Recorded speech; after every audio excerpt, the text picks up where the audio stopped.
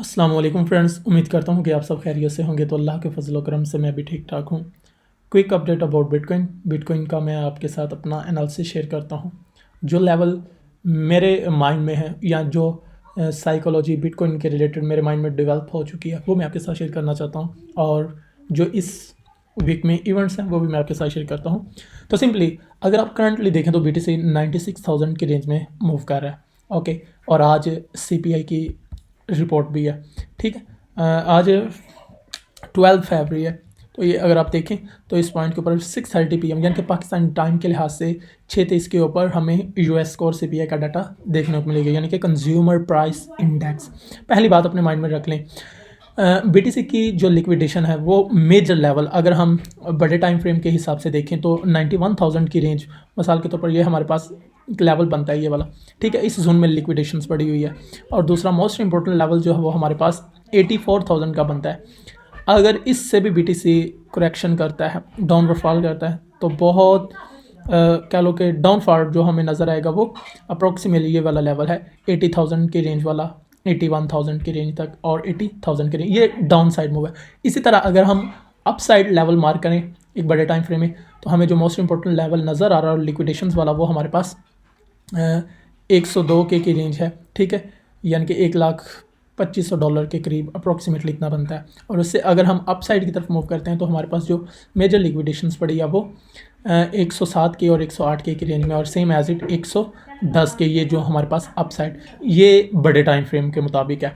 Okay, अगर इसी चीज़ को मैं शिफ्ट करता हूँ लोअर टाइम फ्रेम के ऊपर, अगर आप स्कैल्प ट्रेड के तौर पर किसी चीज़ को देखते हैं तो सेम एज इट ये चीज़ देखें। ठीक है, हमारे पास इसी जोन में एक ऑर्डर ब्लॉक बन रहा है, ये देखें। अगर BTC को वेल्स जो है वो मैनिपुलेट करती हैं, न्यूज़ पॉजिटिव या नेगेटिव आती है और उससे पहले हमें एक एरिया टेस्ट करने को मिलता है, तो वो हमारे पास फिर ऑब्वियसली ये वाला एरिया होगा, कौन सा, 97,000 की रेंज होगी। और इसके बाद सेम एज इट अगर न्यूज़ नेगेटिव होती है और इसके बावजूद मार्केट अप साइड की तरफ मूव करती है तो फिर हमें मोस्टली 98,500 और 98,200 की रेंज तक BTC जो है वो अप साइड की तरफ मिलेगा। और उसके बाद फिर हमें ये डाउनवर्ड नीचे की तरफ गिरता हुआ नज़र आएगा। इसके बाद दूसरी चीज़, अगर आप इसी जोन में देखें तो आपको BTC की जो प्राइस एक्शन स्ट्रैटेजी वो कुछ इस तरह से आ रही है। ठीक है, जिस तरह कोई W पैटर्न बन रहा होता है, तो यानी कि ये एक साइन बुलिश के फेवर में होता है।